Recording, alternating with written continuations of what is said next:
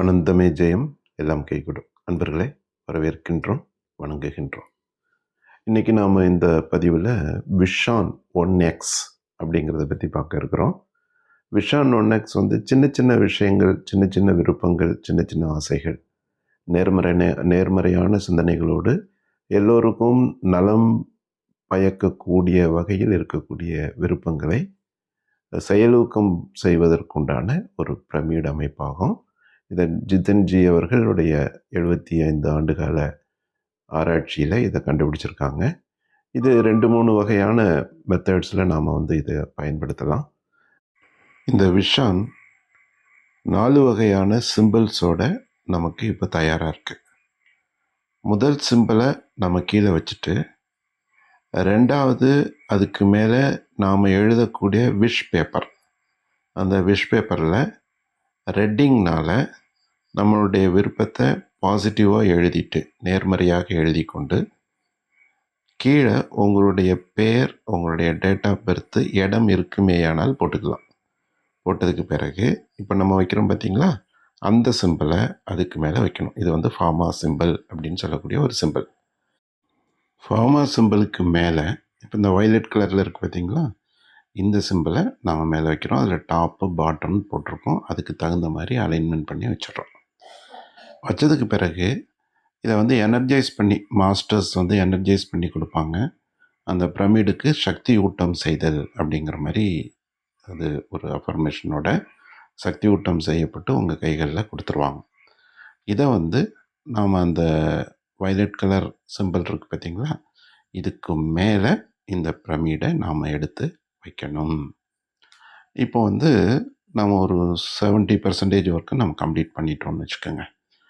அடுத்தது நாம் என்ன பண்ணுறோம் அப்படின்னு பார்த்திங்கன்னா, இந்த சிம்பிள் இருக்கு பாருங்கள், யந்திரம்.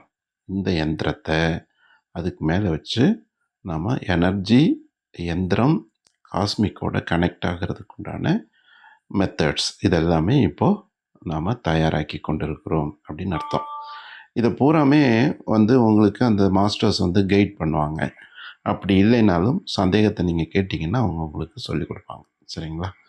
அதுக்கேற்ற இது வடிவமைக்கப்பட்டிருக்கிறது. இப்போ நாம் 80% ஒர்க்கை நாம் கம்ப்ளீட் பண்ணிட்டோம் அப்படிங்கிற மாதிரி அர்த்தம். இப்போ என்ன பண்ணுறோம் அப்படின்னு பார்த்திங்கன்னா, அருமையாக வடிவமைக்கப்பட்டிருக்கக்கூடிய அந்த உள்புற அமைப்பில் இருக்கக்கூடிய பிரமிட், அதற்கு மேலாக கோல்டு கலரில் இருக்கக்கூடிய பிரமிட், இதெல்லாம் சேர்த்து நாம் என்ன பண்ண போகிறோம், அந்த ஆரஞ்சு கலர் பிளேட்டில் நாம் இதை லாக் பண்ண போகிறோம். இப்போ லாக் பண்ணிட்டோம். லாக் ஆகிடும். அது லாக்கிங் சிஸ்டம் இருக்கும், அது லாக் ஆகிடும். 4 பக்கம் பார்த்திங்கன்னா ஃபுல்லாகவே லாக் ஆகிடும். இப்போ அடுத்து என்ன பண்ணணும் அப்படின்னு பார்த்திங்கன்னா, இந்த பிரமிடில் தான் இப்போ என்ன இருக்குது, நீங்கள் உங்களுடைய விருப்பம் அங்கே இருக்குது, பாசிட்டிவாக எழுதியிருக்கீங்க.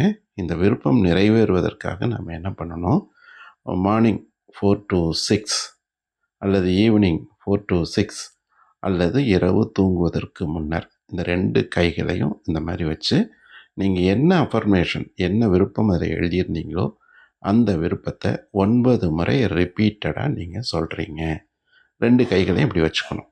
அல்லது கைகளை நம்ம இடது கையை கீழேயும் வலது கையை மேலேயும் வச்சும் கூட நம்ம அஃபர்மேஷன் கொடுக்கலாம். இப்போ வச்சுருக்கோம் பார்த்திங்களா, இடது கையை கீழே, வலது கையை மேலே, எது உங்களுக்கு வசதின்னு பார்த்துக்குங்க. அந்த வசதிக்கு ஒப்ப நீங்கள் இந்த வேலைகளை நீங்கள் செய்து கொள்ளலாம்.